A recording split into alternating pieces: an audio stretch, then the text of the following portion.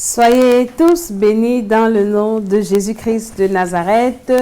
Nous sommes là encore pour une nouvelle édition, comme promis, de l'école d'Esther avec Mama Tchala, la servante de l'Éternel, la First Lady de Jésus de Nazareth. Nous sommes là encore dans le cadre d'une nouvelle émission. Vous savez, à l'école d'Esther, nous partageons des petits sujets, des petits thèmes, nous faisons des petits échanges pour donner la sagesse aux uns et aux autres. Primo, pour déjà te préparer à l'enlèvement, parce que c'est ça le plus important. Un jour, nous devons quitter cette terre pour être introduits dans notre éternité. Nous sommes en préparation, c'est le but de l'école d'Esther. Et le deuxième but de l'école d'Esther, c'est de racheter les destinées, de propulser les uns et les autres, les hommes et les femmes, dans leur destinée. Et nous savons que par la grâce de Dieu, avec l'aide du Saint-Esprit, nous allons accomplir ces deux missions dans la vie de tous ceux qui vont nous suivre et qui vont mettre en pratique. Donc, je salue tous ceux qui vont se connecter, ceux qui vont inviter, tous ceux qui seront là, qu'ils soient tous bénis. Je suis toujours dans la joie quand je me retrouve en train de parler de la part du Seigneur. Partage avec une personne, ne sois pas égoïste, invite un ami. Je sais que quelqu'un sera béni, plus d'une personne sera bénie, sera délivrée. Avant que nous ne commencions, pendant que nous invitons quelqu'un à venir regarder cette émission avec nous, nous allons adorer le Seigneur dans le nom de Jésus-Christ de Nazareth.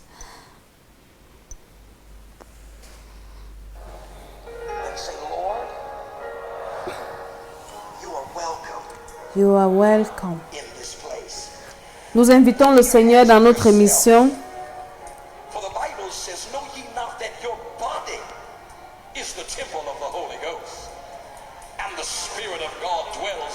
Soyez tous bénis, bénis,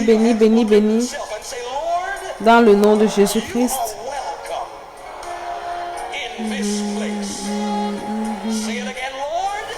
Invite un homme, invite une femme. Quelqu'un venir voir cette émission avec toi, ne sois pas égoïste. Le Seigneur va parler à quelqu'un encore ce soir.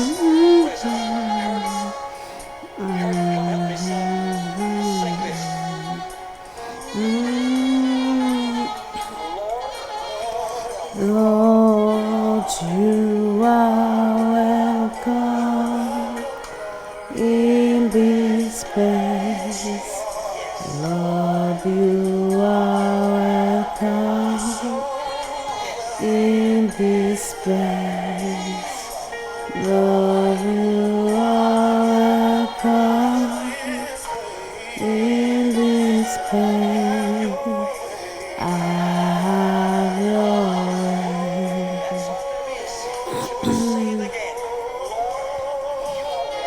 Lord, you are welcome. Invite quelqu'un. Invite quelqu'un. Welcome in this place.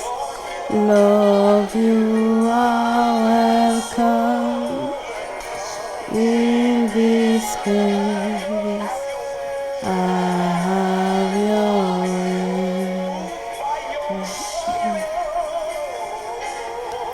Move out your spirit in this place. Move out your spirit in this place. Move out your spirit in this place. Have your way. Send your anointing. Que le Seigneur nous envoie l'onction pour notre émission ce soir. Je sais que là où tu te trouves, le Saint-Esprit va te visiter. This place, send your anointing in this place.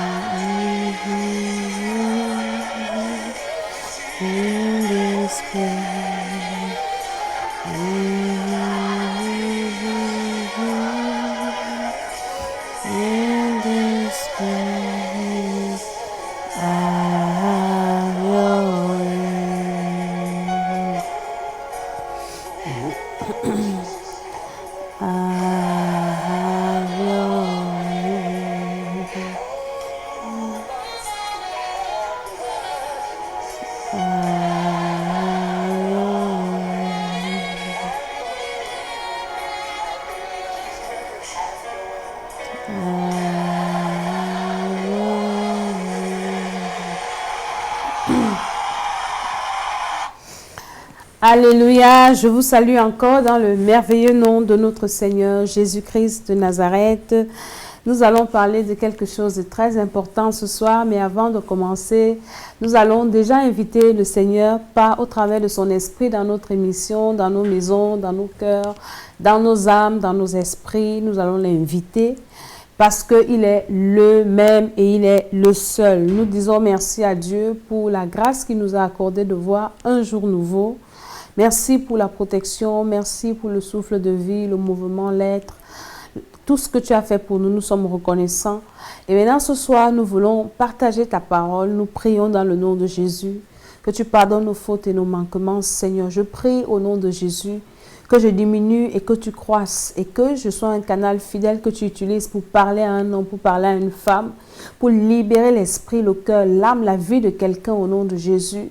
Pour racheter la destinée d'un homme ou d'une femme, pour propulser un homme ou une femme dans sa destinée et pour réveiller l'esprit d'un homme et d'une femme, afin qu'il ou elle se prépare à l'enlèvement, prépare son éternité et se détourne du chemin de l'enfer. Que Seigneur, ta grâce soit avec nous, que le sang de Jésus nous couvre, les appareils, le réseau, les techniciens, tous ceux qui vont écouter cette émission.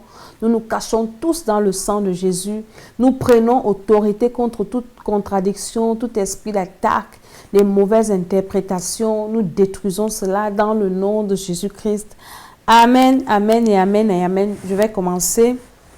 Je bénis tous ceux qui sont là. Toute personne qui a pris la peine de s'arrêter pour écouter. Certainement, je t'assure que tu ne seras pas déçu.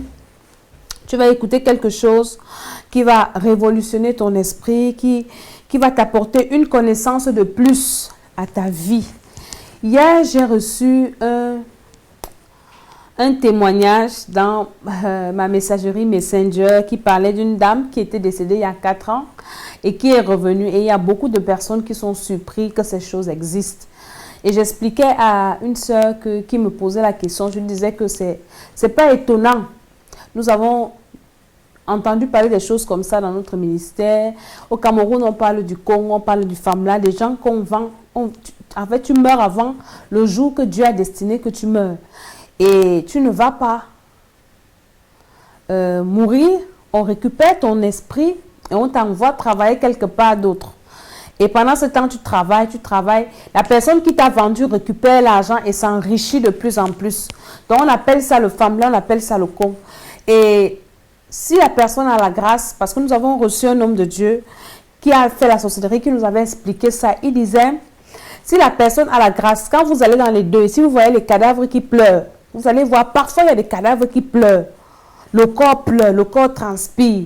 Ou bien on dit qu'il est fâché, ou bien le corps, on ferme le cercueil, le corps ne se ferme pas. C'est quelqu'un qui n'est pas mort à son jour.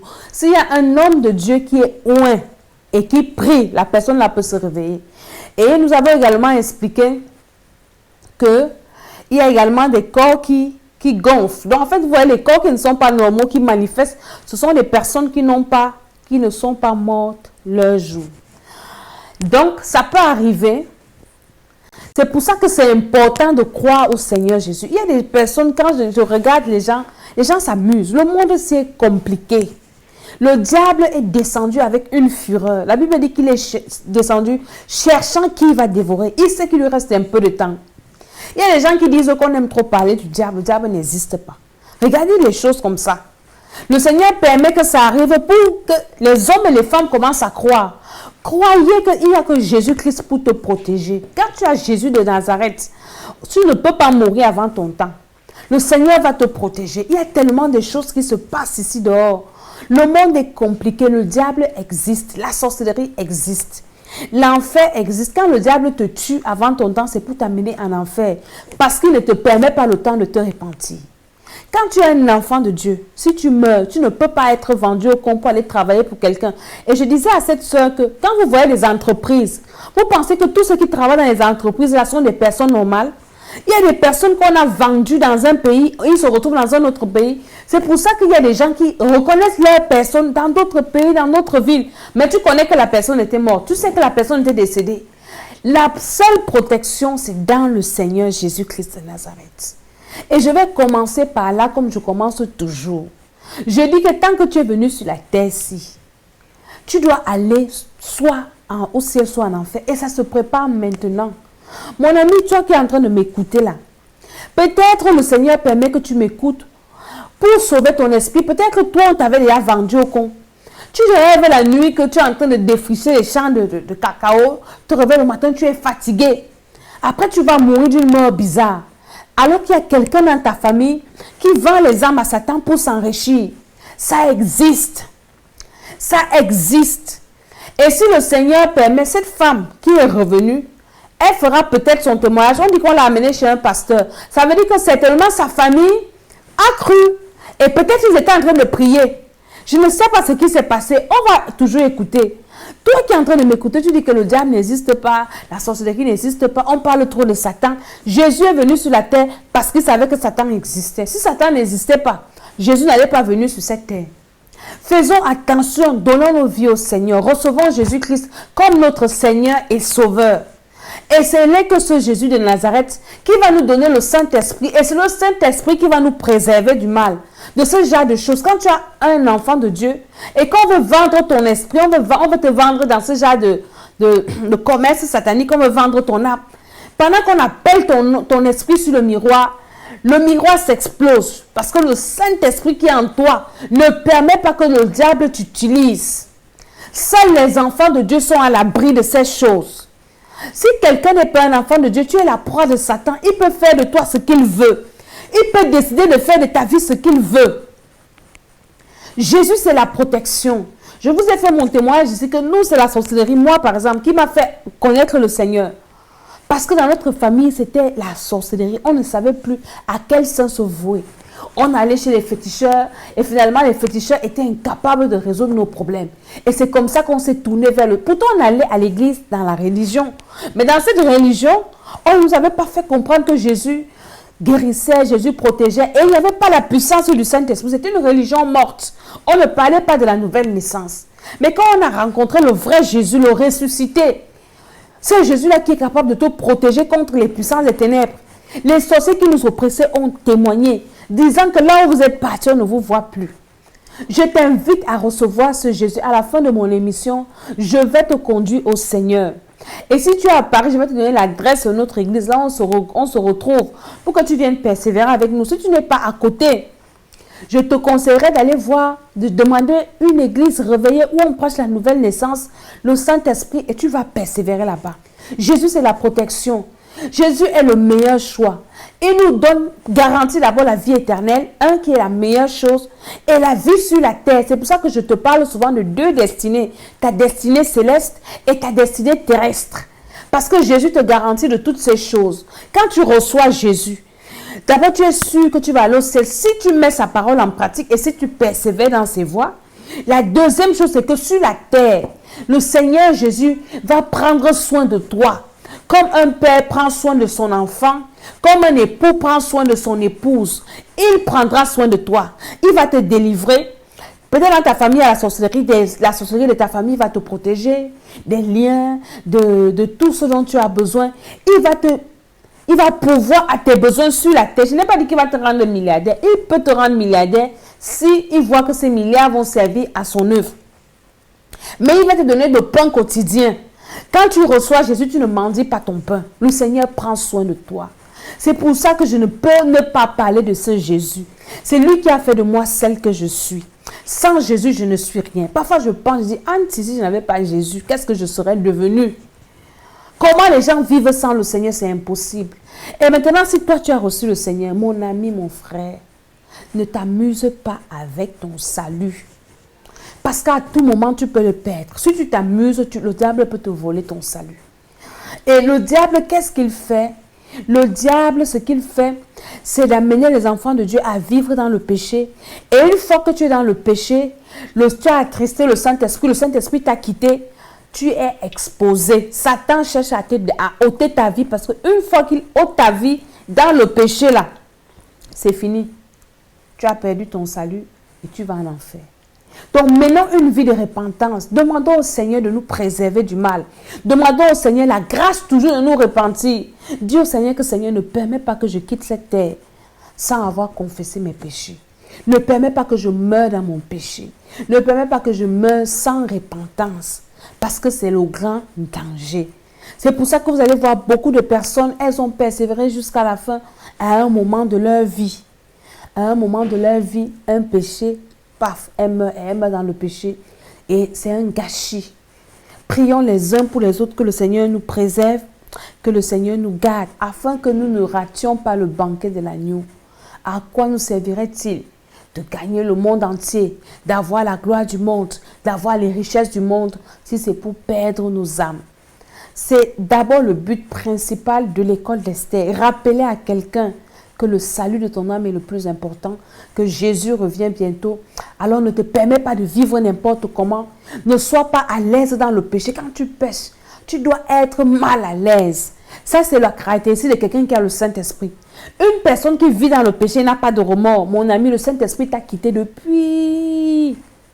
Regarde un peu si pour toi, péché est normal.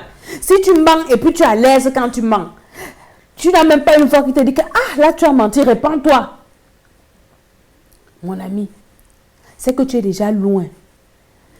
Si tu as encore la crainte quand tu pêches et puis tu te sens mal à l'aise, c'est que tu as encore le Saint-Esprit. Mais si pour toi péché est devenu normal, tu as un problème. Tu as un sérieux problème et tu es sur le chemin de l'enfer. Ce soir, nous allons parler d'un thème très important. Hier, j'ai parlé, avant-hier, j'ai parlé de quoi? De la persévérance que le Seigneur utilise pour nous bénir, pour nous sauver. Nous avons vu Daniel et tout ça. Mais aujourd'hui, nous allons parler de tes enfants. Comme je dis tantôt, nous avons deux destinées à accomplir, notre destinée céleste et notre destinée terrestre. Quand Dieu a créé l'homme, il a créé deux personnes, il a créé Adam, il a créé Ève. Dieu n'a pas créé, il a créé deux personnes. Et quand il a béni l'homme, il a créé l'homme, il a donné une mission à Adam, une mission à Ève. Il a dit, il les a bénis, il dit, allez et multipliez-vous.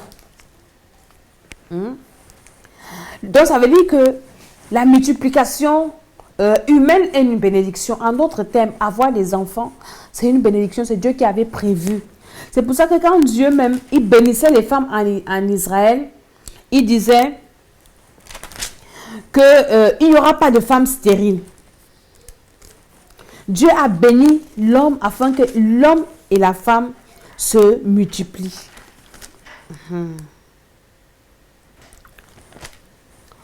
Maintenant, je parlerai des enfants. Aujourd'hui, dans le monde, comme j'ai introduit, j'ai parlé de l'histoire de la femme qui est revenue, qui est morte il y a 4 ans et elle est revenue. Le monde est méchant et Satan multiplie les stratégies pour nous empêcher d'abord.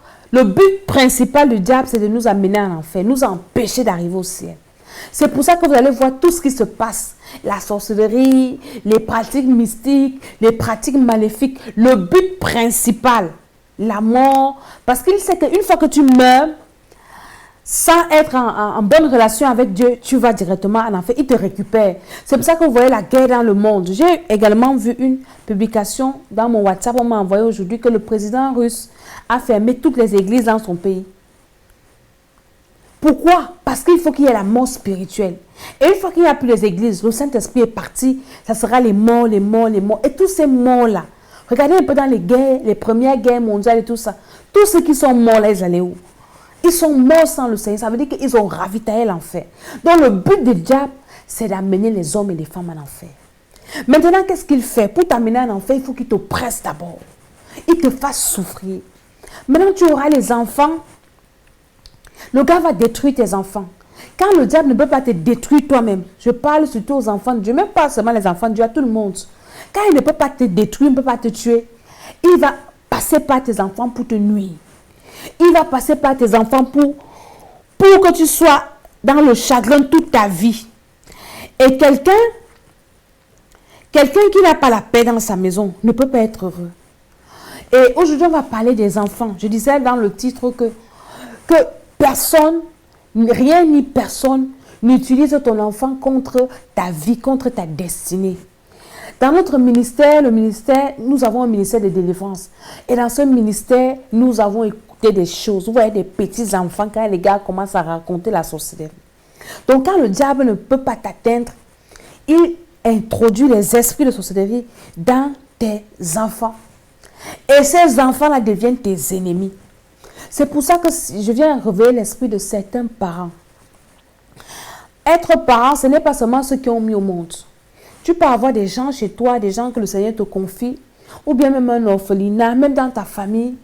Tu dois veiller sur, non seulement sur l'âme, ton âme, mais l'âme de ces enfants. C'est pour ça que dans une de mes émissions, je vous avais dit que le Seigneur m'avait repris. Il me disait, pendant que je priais pour mes enfants, il me dit, toi, tu es seulement en train de prier que Dieu donne la sagesse à tes enfants, que Dieu leur donne la bonne santé, qu'ils réussissent, qu'ils deviennent des grandes personnalités. Mais tu ne pries pas pour leurs âmes. Et c'est depuis ce jour que j'avais commencé à prier pour l'âme des enfants, de mes enfants, parce que le Seigneur m'a ramené dans le livre de Job. Il dit, Job sanctifiait ses enfants. La Bible dit que quand les enfants de Job finissaient, ils étaient même déjà grands, finissaient de faire la fête. Job disait, peut-être mes enfants ont péché. Peut-être dans leur fête qu'ils ont fait, ils ont offensé Dieu. Et Job les faisait venir, Job faisait les sacrifices et il les sanctifiait. Bien aimé, il y a beaucoup de parents qui seront sauvés et leurs enfants iront en enfer parce qu'ils ont négligé la vie spirituelle de leurs enfants. Parents, Dieu va te demander les comptes. Il y a des hommes et des femmes qui pleurent ici dehors et qui cherchent les enfants. Mais toi, Dieu t'a donné. Et tu négliges cela que Dieu t'a donné. Tu t'occupes tellement d'autres choses. Tu ne sais pas que c'est par ces personnes que Dieu peut te bénir ou pour Dieu, ou le diable peut également détruire ta vie. Je vous parlerai de deux personnes dans la Bible. L'enfant, c'est une bénédiction. Quand Dieu voit que tu es attristé, ou bien, je ne sais pas, il te bénit et l'enfant fait partie de l'une des bénédictions. Un enfant, c'est un peu comme le prolongement de la vie de quelqu'un. Il y a des bénédictions que Dieu déclare sur des personnes qui ne vont pas certainement t'arriver, mais qui vont arriver au niveau de tes enfants. Quand Dieu dit à Abraham, je ferai de toi le père d'une multitude. Abraham n'a vu qu'Isaac. Abraham n'a même pas vu Jacob et son frère. Mais la bénédiction de Dieu s'est prolongée sur les enfants d'Abraham, dont nous sommes là aujourd'hui. Donc, les enfants que Dieu t'envoie, c'est par là que Dieu veut te bénir. Il y avait une femme dans la Bible, j'aime bien l'histoire de cette femme. Et le Seigneur m'a donné le message pour certaines femmes. Léa. La Bible dit que Jacob, quand il a volé la bénédiction de son frère, il a fui parce que son frère était furieux, il voulait le tuer. Sa mère Rebecca lui a dit, va chez mon frère Laban. Jacob arrive chez Laban. Il voit, à l'époque, je ne vais pas vous expliquer comment ça se passait, à l'époque, ils se mariaient comme ça entre eux. Ils s'épousaient, ils se mariaient entre cousines, entre sœurs, et puis, ce qui a fait la multiplication du monde. Ça, le Seigneur va nous expliquer ça quand il va rentrer, quand il va revenir nous prendre. Comment Adam et Ève ont fait pour remplir la terre. On ne va pas tergiverser là-dessus. Jacob arrive chez son oncle Laban, il voit sa cousine Rachel, il aime Rachel. Et Jacob pense qu'il doit épouser Rachel. Il va voir Laban et Laban lui dit, je vais te donner Rachel, mais il faut que tu travailles. Ça, c'est le prix de la dot. Je bénis Dieu pour Laban. Il y a beaucoup d'hommes de Dieu qui ont prêché que Laban, c'était un sorcier. Pour moi, Laban, c'était un bon père. un père qui avait la vision. Parce que Laban avait 2 filles. Laban a regardé Léa, il a dit que si celle-ci, je la laisse ici, qui va la prendre? Laban, c'était un père qui était bien. Le gars calculait pour ses filles. Laban a vu que Léa n'était pas belle. La Bible nous dit que Rachel était belle de taille, belle de figure. Mais Léa, elle avait les yeux délicats, dont les yeux à l'envers. Qui allait regarder Léa? Alors, s'il y a un homme qui vient pour chercher Rachel, ça veut dire que Léa est condamnée au célibat. C'est même Dieu même qui a inspiré Laban. Je vais choquer certaines personnes. Dieu a inspiré Laban pour dire à Laban que si tu dors, la fille, s'il va mourir, ça n'aura pas de mari. Et Laban, le gars prend Léa, il cache, il pardonne à Jacob que voici ta femme. Jacob aussi, c'est sûr que le gars même avait envoûté Jacob. Ou bien il avait tellement donné à boire, le gars était sous. Parce que je ne comprends pas comment on peut te donner une femme.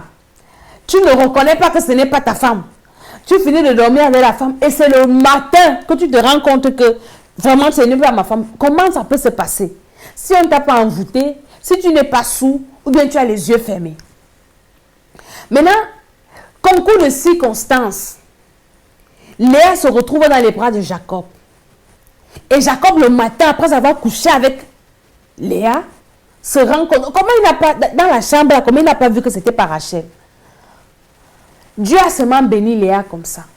Parce qu'il y a des choses parfois qui arrivent aux gens. Quand Dieu veut te bénir, mon ami, toutes circonstances concourent à ton bien. Et les circonstances ont concouru au bien de Léa.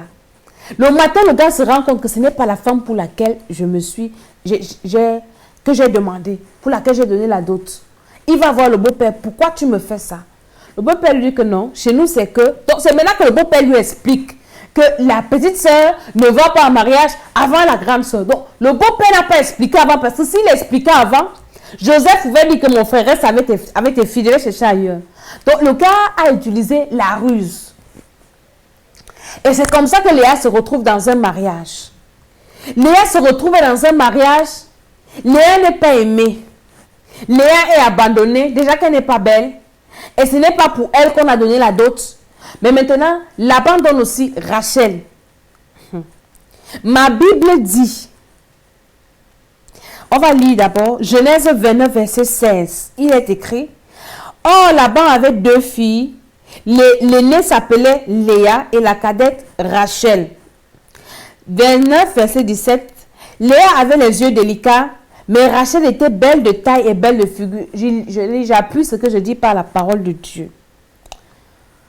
29, 23. Le soir, il priait Léa, sa fille, et l'amena vers Jacob, qui s'approcha d'elle. Et Laban donna sa servante à Léa, sa fille, Zilpa, sa servante. Maintenant. Donc, on a tout fait ça jusqu'à donner la servante. Le gars n'a pas su. Verset 27. Le lendemain matin, voilà que c'était Léa. Alors Jacob dit à Laban, qu'est-ce que tu m'as fait? Ce n'est pas pour Rachel que je t'ai servi chez toi. Pourquoi m'as-tu trompé? 26. Laban dit, ce n'est point la coutume dans ce lieu de donner la cadette avant l'aînée. Achève la semaine avec celle-ci et nous te donnerons aussi l'autre pour le service que tu feras chez moi encore pendant cette nouvelle. Donc il dit achève. Donc s'il donnait même Rachel le même jour, peut-être il allait chasser Léa. Donc il a dit achève la semaine avec celle-ci. Vous voyez un peu la ruse. La Bible dit que Jacob fit ainsi, il acheva la semaine avec Léa. Puis Laban lui donna pour femme Rachel sa fille. Hein? Donc c'est comme ça que le gars a usé de la ruse pour que Léa aille en mariage. Léa se retrouve dans un mariage qui lui est tombé du ciel comme ça. Il y a des personnes, tu ne t'attends pas. Même Dieu te bénit comme ça. Maintenant, tu arrives dans le mariage. Nous sommes au Genèse 29, verset 31. Il est écrit, l'Éternel vit que Léa n'était pas aimée. Il la rendit féconde, tandis que Rachel était stérile. L'Éternel vit que Léa n'était pas aimée. Léa, son mari, ne l'avait pas aimée. Il a seulement épousé comme ça.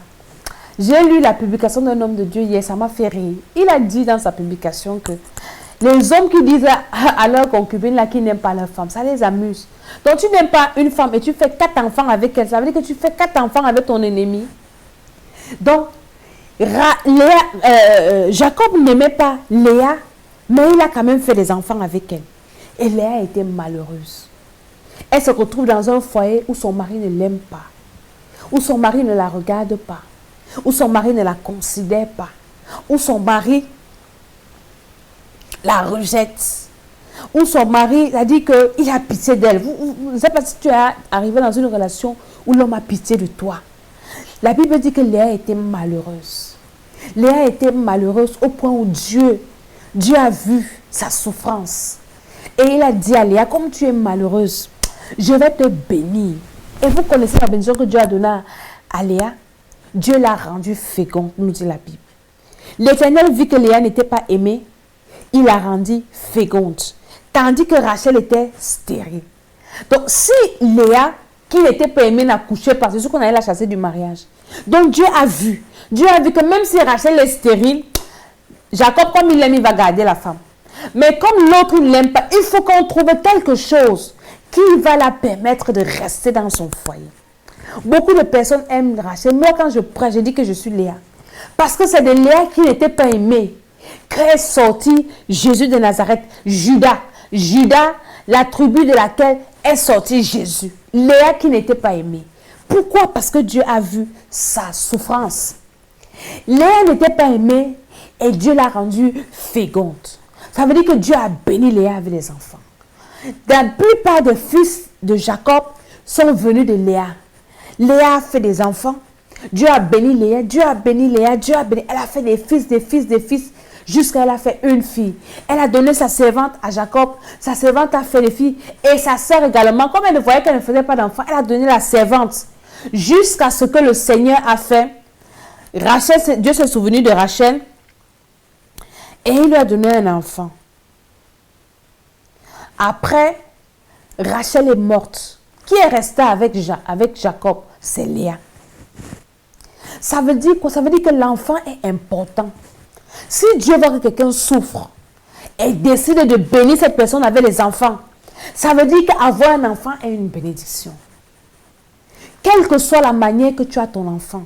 Je ne te dis pas, si tu n'es pas marié, d'aller chercher des enfants. Mais si, malgré ton péché, tu as conçu, je te conseille de garder cet enfant. Parce qu'un enfant, c'est une bénédiction. Tu le sais par cet enfant que tu as aujourd'hui. Peut-être Dieu peut permettre que là où tu as échoué, ce soit là où cet enfant va réussir. Et Dieu va te prêter la vie pour que toi, tu te réjouisses du fruit du travail de cet enfant. Un enfant, c'est une bénédiction. Comme le diable sait alors que l'enfant, c'est une bénédiction, le diable aussi maintenant utilise les enfants pour te nuire. Quand le gars sait que pour t'achever, il veut finir avec toi maintenant, il vient, il gâte ton enfant. Il envoûte ton enfant. Peut-être il peut lancer une maladie à ton enfant. Je suis allée dans un hôpital ici en France, hôpital Necker, c'est l'hôpital des enfants. Oh là là. Vous voyez des enfants qui naissent mongols. Un enfant qui naît mongol, il a déjà 16 ans, il a 18 ans. Imaginez comment la maman de cet enfant a souffert.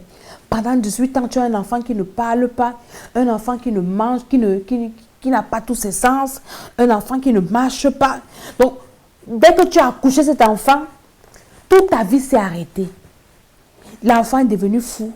Et c'est toi, donc tu dois tout arrêter pour prendre soin de l'enfant. Bah, tu ne peux pas le tuer. Mais l'enfant vit. Il y en a comme ça dans les familles. Parfois, ce n'est même pas un, ce n'est même pas deux. Je connaissais une famille, une fille, elle était née, sa petite sœur qui nous raconte l'histoire, une belle fille. Donc, quand tu arrives chez elle, elle est assise sur la chaise roulante. Belle. Mais où elle est comme une métisse, elle est jolie avec les cheveux comme ça. Mais elle ne parle pas, elle bave, elle est bizarre, mal formée. On la cache à la maison, son papa est médecin. Et on a demandé à sa petite soeur, qu'est-ce qui s'est passé avec cette fille? La personne dit, la femme dit, la fille dit que quand sa fille et sa soeur étaient, elle et sa mère lui racontent qu'elle était une belle fille.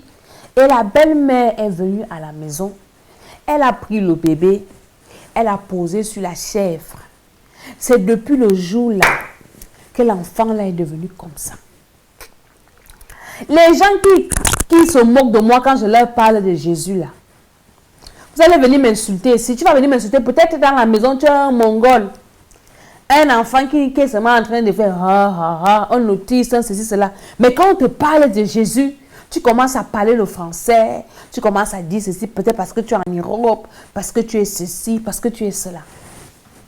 Et c'est comme ça qu'on a gâté l'enfant là, une belle fille. Et je me demande, les parents de cet enfant, même si tu as 100 enfants, et que tu as un comme ça, tu ne peux pas être heureux. Et le diable le sait. Tu peux avoir des enfants intelligents. Maintenant, on vient voler le cerveau de ton enfant. Tu vas passer le temps à payer l'école aux enfants qui échouent, les enfants qui sont rebelles. On renvoie dans l'école. Quel est le parent qui peut être, à moins que tu sois un sataniste et que tu sais ce qui arrive à ton enfant. Toi-même, tu sais ce que tu as fait. Tu sais que l'argent que tu as, c'est parce que tu as livré tes enfants. Alors, ça ne te dit rien. Mais toi qui ne connais pas qui est victime, tu vas souffrir. Dieu savait que les enfants pouvaient réjouir le cœur de Léa. Et la seule chose qui réjouissait le cœur de Léa dans son foyer, c'était ses fils, c'était ses enfants. Quand elle voyait ses enfants, même si son mari ne la regardait pas, elle avait un peu la joie. Son fils, peut-être Ruben, quand son mari ne regardait pas, pouvait lui dire, maman, je t'aime. Maman, pourquoi tu es triste? Maman, on va faire ça pour toi. Pendant ce temps, Rachel, son mari était toujours avec elle. Mais elle n'avait personne qui l'appelait maman. Elle n'avait pas un enfant qui pleurait dans sa maison. Elle n'avait pas de cris. Elle n'avait rien. Mais pourtant, dans la maison de Léa où Jacob n'allait pas souvent dans la tente de Léa, il était toujours avec Rachel.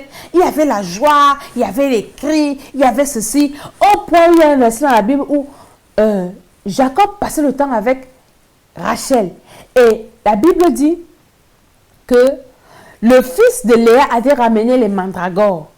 Et Rachel avait demandé, et Léa lui avait dit que si tu veux les mandragores de mon fils, que ton mari vienne dormir avec moi cette nuit. Donc ça veut dire que Jacob ne dormait pas avec Léa tout le temps. Il était chez Rachel.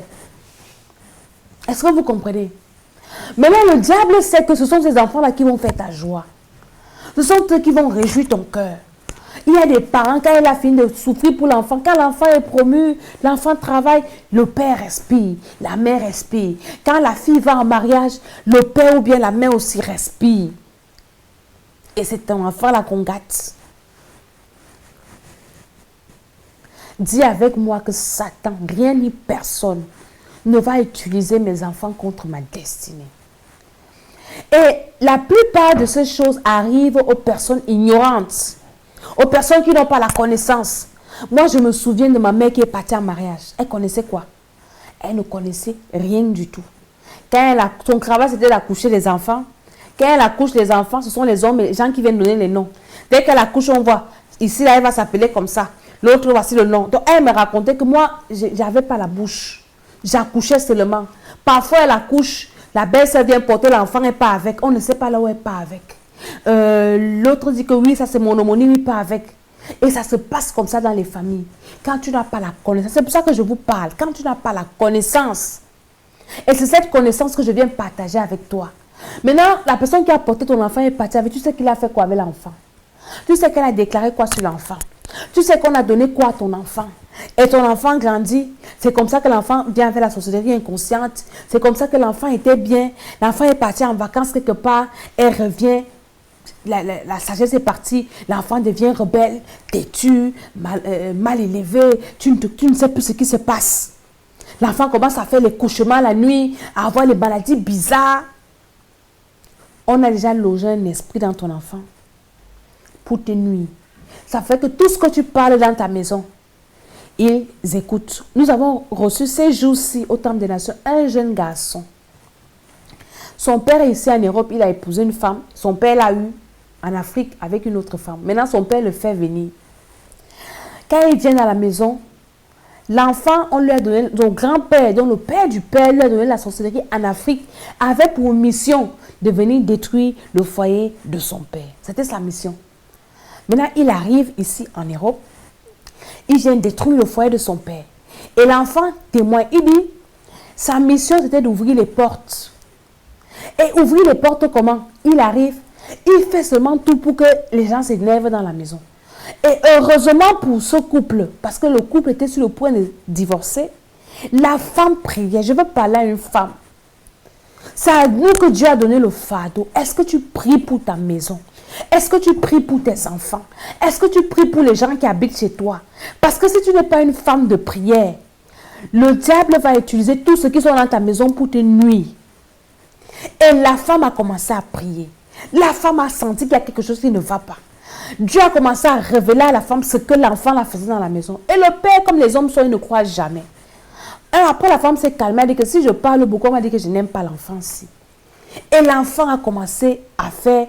Et les prières que cette femme allumait dans la maison ont perturbé l'enfant, où l'enfant a commencé à confesser la sorcellerie. L'enfant a commencé à dire ce qu'il faisait. Et c'est comme ça qu'ils ont amené l'enfant à l'église pour que cet enfant soit délivré. Maintenant, dans ta maison, toi qui ne pries pas, tu es une maman. Ton travail, c'est de faire le Congossa, de parler des enfants de tel. Tu ne t'occupes même pas. Tu ne sais même pas comment tes enfants dorment la nuit. Quand ils se réveillent le matin, tu ne connais pas les rêves qu'ils font la nuit. Ils ont rêvé de quoi? Peut-être qu'ils mangent dans les rêves. Peut-être qu'ils sont poursuivis dans les rêves. Ce n'est pas ton problème. Ton problème, c'est de regarder ce que ta voisine a porté. C'est de regarder le mari de la voisine qui est sorti. Voir comment le mari a tapé la voisine. C'est de voir tout ce qui se passe dans la maison de la voisine. C'est ta vie, toi-même ne t'intéresse pas. C'est la vie de la voisine qui t'intéresse. Et quand tu es ce genre de personne, Satan entre chez toi et il détruit, il passe par tes enfants, inaperçu. Je connais une femme au temple des nations qui est morte. Tuée, mangée à la sorcellerie par ses propres enfants. Les enfants racontaient la sorcellerie comme ça. Ils ont mangé leur mère, cancer du sein. La femme est morte à cause des enfants. Parce que cette femme n'avait pas la connaissance. Et je vais donner le conseil à une personne aujourd'hui. Est-ce que tu pries avec tes enfants à la maison? Est-ce que tu leur enseignes la parole de Dieu? Parce que la parole de Dieu, c'est l'antidote contre la sorcellerie. Même si on a donné l'esprit de sorcellerie à ton enfance, plus il écoute la parole de Dieu, la parole de Dieu va empêcher à cet esprit de se développer. Mais si toi, tu es la qualité de femme qui bavarde beaucoup, qui raconte sa vie partout, tu es dans les bars. Les hommes sont dans les bars, la femme est dans les bars. L'homme fume la cigarette, la femme fume la cigarette. On va te détruire. Et quand ces enfants vont rentrer chez toi, mon ami, quand tu as un ennemi dans la maison, c'est compliqué. Les sorciers de l'extérieur sont encore mieux parce que tu peux envoyer le feu là-bas, ça les touche. Mais quand celui-là est dans ta maison, ça devient encore très grave. Je parle à toutes les mamans, à toutes les femmes qui ont des enfants dans leur maison. Peut-être tu as adopté un enfant, tu as les enfants de ta famille chez toi, les enfants de ta belle famille chez toi. À partir d'aujourd'hui, commence à les amener à l'église. Peut-être quand tu vas à l'église, tu vas seul, tu les laisses. Non, ils vont à l'école. Non, ils ont sommeil. Ne les laisse pas. Amène-les à l'église. Amène-les à l'église. Amène-les à l'église. Prie avec eux. Même s'ils sont fatigués, même si ça ne les aime pas, tout le monde qui est chez toi doit se soumettre à ton Dieu. La personne qui ne se soumet pas ne peut pas rester. Et comme le diable sait, il sait que Dieu a dit que le fruit de tes entrailles est béni. Il passe également par là pour nuire à ta vie, pour nuire à ta destinée. C'est pour ça que je t'invite à la vigilance. Tu dois être éveillé maintenant. Commence à regarder. Commence à parler. Commence à lire la Bible. À les amener à l'église. Quand tu vas à l'église, ne pars pas seul. Quand tu écoutes un message comme ça, quand tu écoutes la parole de Dieu, n'écoute pas ça seul. Écoute ça avec tout le monde dans ta maison. J'ai une de mes filles qui était venue me voir, elle m'a envoyé le message. Parce qu'un jour, pendant que je présidais le culte à l'église, je disais que toute personne qui vient chez toi doit se soumettre à ton Dieu. Si une personne vient chez toi, la première chose qu'elle vient, tu dis que prions. Ça fait que si cette personne est venue avec les esprits, tu vas désactiver les esprits là. Quand elle vient chez toi, moi quand tu viens me rendre visite, je dis on va d'abord prier, on va rendre grâce à Dieu. Et on prie, Seigneur, merci pour le frère ou la sœur qui est venu me visiter. Je prie dans le nom de Jésus que tout ce que nous allons faire soit sous le contrôle du Saint-Esprit. Je commence à détruire tous les esprits qui t'ont accompagné, les esprits qui t'ont suivi. Ça fait que même si tu es venu avec une mission, ta mission est déjà échouée là. Et je disais que toute personne qui vient chez toi, toute personne qui habite chez toi, doit se soumettre à ton Dieu. Si tu pries, elle doit venir prier avec toi. Si tu lis la Bible, tu dois lire avec elle. Si elle refuse, elle ne doit pas rester dans ta maison. Et c'est comme ça que sa belle-mère, une blanche, Elle est divorcée avec son mari. Son ex-belle-mère arrive chez elle. Elle dit qu'elle vient voir les enfants. Et elle dit donc à sa belle-mère que moi, je suis en train de prier. Et la belle-mère, la blanche, est désintéressée de la prière. Elle la distrait avec les enfants. Elle commence à jouer avec les enfants. Elle dit que quand la femme là est rentrée, elle ne sait pas ce qui a ancré dans l'œil de la femme là, c'était déjà la mort. Et elle m'appelle, qu'est-ce que je vais faire? J'ai dit que cette femme est venue chez toi avec une mission. Mais comme toi, tu as prié, elle a refusé le retour à l'envoyeur. Donc, ce qu'elle est venue faire sur toi là, c'est retomber sur elle. Va dire à cette femme de confesser, sinon elle va mourir. Et c'est comme ça qu'elle va voir la belle-mère. Elle dit à la belle-mère que, qu'est-ce que tu étais venue faire chez moi? Et la dame a confessé, elle a prié, elle s'est relevée. Donc, ne permets pas qu'une personne arrive chez toi. Et la personne commence à t'imposer la loi. Pendant que tu pries, elle dit que non, moi je ne suis pas dans vos églises. Là. Tu n'es pas dans mon église, ne viens pas dans ma maison. Parce que je vais t'imposer à prier mon Dieu. Et c'est comme ça que beaucoup de familles ont été détruites. On t'envoie la nourriture, tu ne sais pas d'où ça vient. Tu ne sais pas qui a envoyé. Et c'est comme ça que ça a ouvert les portes. Ça a détruit tes enfants. Et ça est en train de troubler ta vie. Aujourd'hui, tu ne sais plus à quand c'est ce vote. Tu ne sais même pas ce qui se passe. Pourtant, c'est sous tes pieds. Et le Seigneur m'envoie dire à un homme, à une femme, que si tu es encore dans un sommeil spirituel, commence à demander au Seigneur d'ouvrir tes yeux.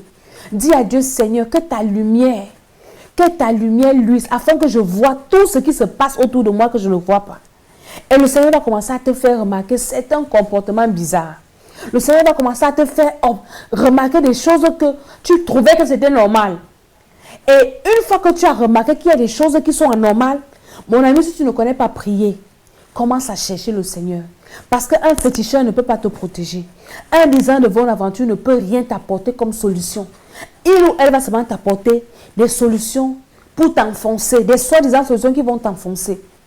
Et la seule protection pour tes enfants, c'est le Seigneur. Parce que quand nos enfants vont à l'école, tu ne sais pas avec qui ils causent, tu ne sais pas ce qu'ils mangent à l'école, les camarades, c'est tellement de pollution. Nous avons des témoignages. Les gens qui vendent à l'école, les femmes ou les hommes qui vendent à l'école, il y a des écoles, surtout en Afrique, il y a des femmes qui ont des commerces, qui font à manger pour les enfants. Tu ne connais pas l'identité spirituelle de ces personnes. Ce sont peut-être des personnes qui envoûtent la nourriture et les enfants qui ont été achetés. Peut-être ton enfant n'a pas la culture de prier ou bien l'habitude de prier. L'enfant mange. Moi, j'ai enseigné à mes enfants que même à la cantine, les plus grands prient pour les plus petits. Vous sanctifiez les nourritures. Et c'est comme ça qu'il faut. On te donne quelque chose à l'école. Peut-être il y a les anniversaires et le camarade est venu avec les biscuits. Vous sanctifiez avant de manger. Parce qu'une fois que ton enfant est contaminé, tu es en danger. Tu es en danger. Et ce sera une porte que Satan va utiliser pour te troubler toute ta vie. Toute ta vie. Essaie de regarder autour de toi. Peut-être la maladie que l'enfant là a. Ça s'est passé sous tes yeux et tu n'as pas regardé. En fait, ton attention n'était pas attirée. Et tu as souffert. Et peut-être tu es en train de souffrir. Ce genre de choses ces jours-ci. Commence à prier et le Seigneur va te libérer.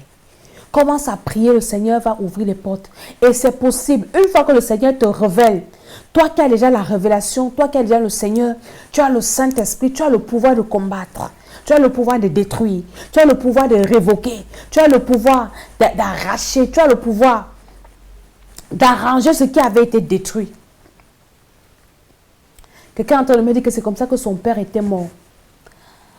Alléluia. Donc que le Seigneur nous donne cette sagesse.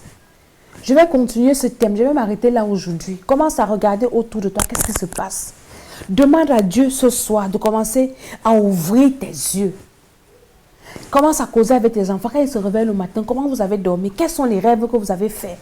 Tu as fait quel rêve? L'enfant va te dire que j'ai mangé la nuit. Il y a des enfants, par exemple, qui ont peur de rester seuls. Tu vas voir l'enfant même en plein jour. Si tu le laisses dans une pièce, j'ai peur. Tu l'envoies, va me prendre un verre à la cuisine. Il te dit non, j'ai peur, il faut toujours qu'on l'accompagne. Ça veut dire qu'il y a quelque chose qui ne va pas. Mais il y a des parents qui sont tellement distraits, qui s'occupent de tout sauf de leur maison, qui s'occupent de tout sauf de leurs enfants. Mais c'est un danger dangereux. Parce qu'après, demain, quand ce qui va arriver, tu vas te plaindre. Que le Seigneur commence à ouvrir tes yeux. à commencer à observer ce qui se passe dans ta maison. Et une fois qu'il va ouvrir tes yeux, si tu as un cas comme ça, écris-moi et je te dirai comment tu vas prier. L'école d'Esther, c'est également cette école qui t'apporte cette sagesse. Je sais que cette vidéo va passer dans beaucoup de groupes où on parle de comment élever les enfants. C'est très, très, très important. Et je vais terminer par dire que toi qui es parent, pendant que tu pries pour ton âme, pendant que tu pries pour toi, prie aussi pour ton enfant. Quand ton enfant sort le matin, tu ne sais pas ce qui va lui arriver à l'école. Intercède pour l'enfant. Cache-le dans le sang de Jésus. Demande au Seigneur de le protéger, de protéger son esprit. Ici en Europe, c'est dangereux. On enseigne la sorcellerie aux enfants à l'école. On enseigne aux enfants à l'école qu'un couple peut être fait de deux papas, de deux mamans. C'est-à-dire que des choses bizarres. On enseigne les choses terribles. On dit aux enfants qu'à un certain âge, ils ont le droit d'avoir des rapports sexuels. Bientôt, on va voter les lois ici qu'un enfant à 14 ans peut décider de sa sexualité. À 12 ans, les assistants sociaux donnent aux enfants les pilules à l'école. Toi, à la maison, toi, le parent, qui ne sait pas ce que son enfant fait. Ton enfant est à l'école, on lui donne les pilules, elle tombe enceinte, elle peut avorter sans te dire. Si tu n'es pas éveillé, comment est-ce que tu vas savoir ces choses? Par exemple, si tu as une jeune fille qui va prendre une grossesse et elle se fait avorter à l'école par un professeur, une assistante sociale, quand ils vont finir d'avorter, ils vont te renvoyer l'enfant comme ça. Et maintenant, si tu as un enfant qui a les infections et tu ne te rends pas compte,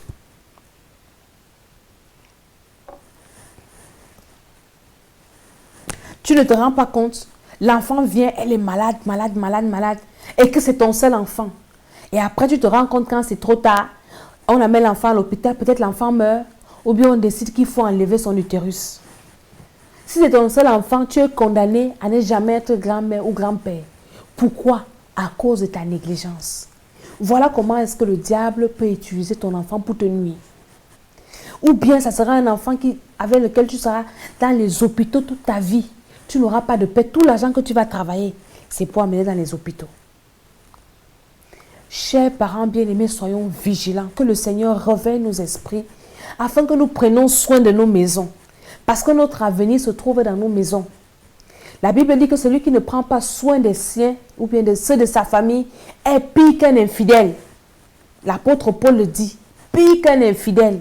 Si tu ne prends pas soin des tiens, de ceux de ta maison, et ceux de ta maison commencent par tes enfants, ceux qui habitent chez toi, tu dois veiller sur leurs âmes. Tu dois veiller sur leurs esprits. Tu dois veiller sur leur bien-être. Tu dois prier pour eux. Tu dois intercéder pour eux. Tu dois leur enseigner la parole de Dieu. Moi, avant de venir vous enseigner ici, ma première église est dans ma maison. Donc, avant de venir parler avec vous là-bas, j'ai d'abord prié avec les enfants à la maison. Il y a beaucoup de pasteurs qui sont seulement pasteurs dehors. Ils ne sont pas pasteurs dans leur maison. Ils sont bishops à l'église, ils ne sont pas bishops à la maison. Alors que c'est un danger. Si tu es là, tu m'écoutes, que le Seigneur t'aide, que le Seigneur ouvre tes yeux, que le Seigneur te donne la sagesse et l'intelligence, afin que le diable ne vienne pas voler ta bénédiction. Je vous ai dit au début que la bénédiction de Léa, parce que Dieu a vu que Léa n'était pas heureuse, il l'a rendue féconde. Pour essuyer les larmes de Léa, Dieu lui a donné des enfants. Et c'est comme ça que Léa, le Seigneur, la Bible dit à la fin, que la personne qui a été enterrée dans la tombe d'Abraham avec Sarah, c'était Léa. On va lire ça avant de finir. Léa fut enterrée dans la tombe d'Abraham. Nous sommes dans Genèse 49, verset 31. C'est Jacob en Égypte. Il savait qu'il devait mourir. Il a commencé à bénir ses fils. Il a dit à ses fils, je sais que je vais mourir. Nous sommes au verset 29 du chapitre 49. Puis il leur donna cet ordre. Je vais être recueilli auprès de mon peuple. Enterrez-moi avec mes pères. C'est Jacob qui parle dans sa vieillesse. Après avoir béni prophétiquement ses 12 fils. Enterrez-moi avec mes pères dans la caverne qui est au champ d'Ephron, le Hétien. Dans la caverne du champ de Macpéla, vis-à-vis de Mamré, dans le pays de Canaan. C'est le champ qu'Abraham a acheté d'Ephron, le Hétien, comme propriété sépulcrale. Là, on a enterré Abraham et Sarah, sa femme. Là, on a enterré Isaac et Rebecca, sa femme. Là, j'ai enterré Léa. Donc, Léa est la seule femme qui était enterrée à côté de Jacob, alors qu'elle n'était pas aimée. Mais le Seigneur a vu son humiliation. Le Seigneur a béni Léa. C'est de Léa que Jésus est venu. Et Léa a été enterrée avec Abraham. Léa a été enterrée avec Jacob. Donc, les enfants sont des bénédictions de l'Éternel. Et la Bible dit, c'est la bénédiction de l'Éternel qui enrichit. Il l'a fait suivre d'aucun chagrin. Que cette bénédiction que le Seigneur t'a donnée, qu'elle ne soit suivie d'aucun chagrin. Le Seigneur peut te bénir, mais le diable peut pervertir cette bénédiction et qu'elle soit un fardeau pour toi. Que cette bénédiction de l'Éternel ne soit suivie d'aucun chagrin pour toi. Je vais prier pour toi qui as suivi cette émission. À la fin, au bas de l'écran, je vais te donner toutes les adresses à Paris. Nous sommes dans une salle provisoire. Je mettrai l'adresse au bas de l'écran. Et au Cameroun, nous sommes à Yaoundé, Temple des Nations. Toutes les adresses, je les mets souvent au bas de l'écran. Si tu n'as pas encore reçu le Seigneur, je vais te conduire au Seigneur tout à l'heure parce qu'il n'y a que le Seigneur qui peut te protéger. Et si tu as déjà reçu le Seigneur, on va faire la prière d'après. Donc maintenant, toi qui veux recevoir le Seigneur, je prie, fais cette prière avec moi. Seigneur Jésus, j'ai entendu ta parole ce soir et j'ai eu le cœur touché. Maintenant, je prie dans le nom de Jésus que je veux t'accepter, Seigneur. Je veux devenir ton enfant. Je prie que tu me pardonnes du péché originel, des péchés de mes ancêtres et de mes péchés personnels. À partir d'aujourd'hui, je prends la décision de te suivre, la décision de te servir, la décision de marcher dans tes voies. Je renonce au monde, je renonce à tout ce qui est dans ce monde et je t'accepte, Seigneur Jésus de Nazareth, au nom de Jésus-Christ. Amen.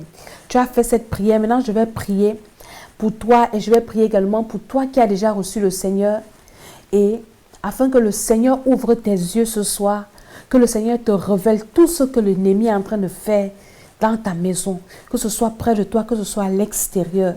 Dans le nom de Jésus, je prie d'abord pour toi qui as reçu le Seigneur, afin que la grâce de Dieu te soutienne, que le Seigneur te conduise dans sa maison, dans la maison, dans une église où on prêche la nouvelle naissance, où on parle du Saint-Esprit et de la délivrance, afin que tu sois baptisé et que tu persévères au nom de Jésus-Christ de Nazareth. Je prie maintenant pour toi qui as suivi cette vidéo, que le Seigneur éclaire tes ténèbres.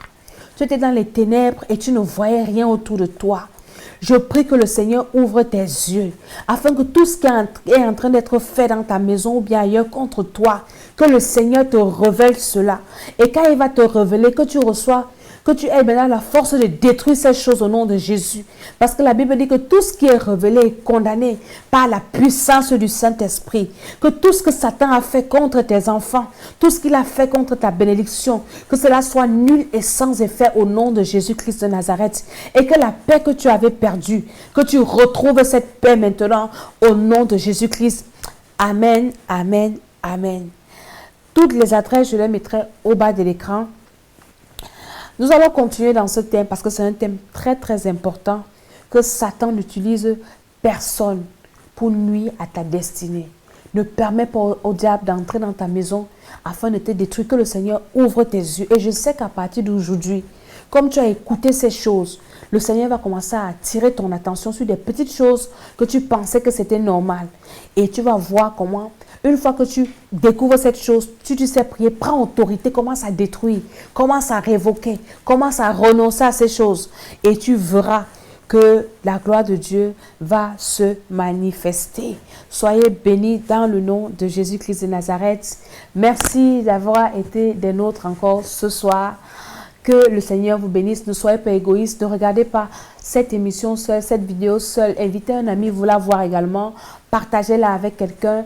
Et je sais que le Seigneur va bénir. Le Seigneur va sauver plus d'une personne. Au nom de Jésus-Christ. Amen, amen, amen.